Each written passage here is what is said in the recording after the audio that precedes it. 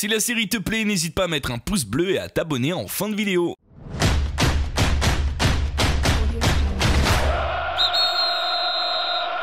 Bonjour à tous, on commence aujourd'hui par le match de qualification ce soir entre l'Italie et la Suède. Les Italiens en difficulté après leur défaite 1-0 au match aller devront élever nettement leur niveau pour essayer de se qualifier pour la Coupe du Monde. Si ce n'est pas le cas, ça serait une première depuis 58. Les critiques envers la sélection de Ventura sont importantes et l'Italie est en ébullition. Pas la meilleure façon de préparer ce match si important. En tout cas, hier, la Croatie et la Suisse se sont qualifiés pour la Coupe du Monde.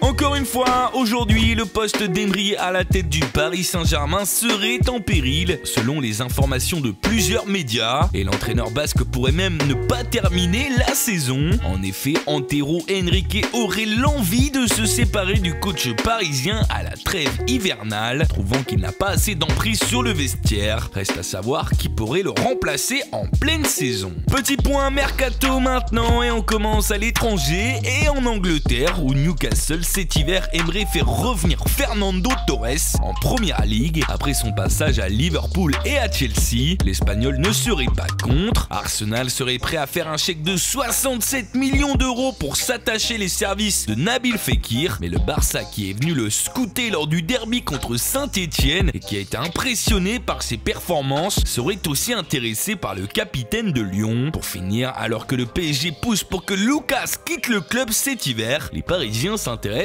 à Weigl, le milieu de terrain de Dortmund. On termine par le cas Benzema, relancé par le reportage de Canal+ hier. En effet, le buteur merengue était invité hier soir sur le plateau du CFC pour s'exprimer sur son éventuel retour en équipe de France. On peut retenir du reportage et de ses interventions que le buteur du Real Madrid reste figé sur sa position, ne comprenant pas le choix de Deschamps de l'écarter et surtout des retournements de situation durant les derniers mois.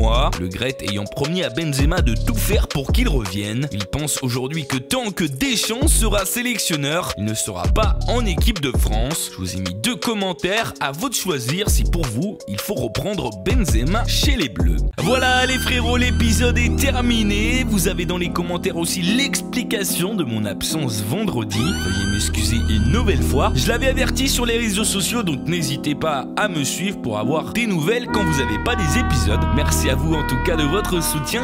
Belle journée. Tchuss.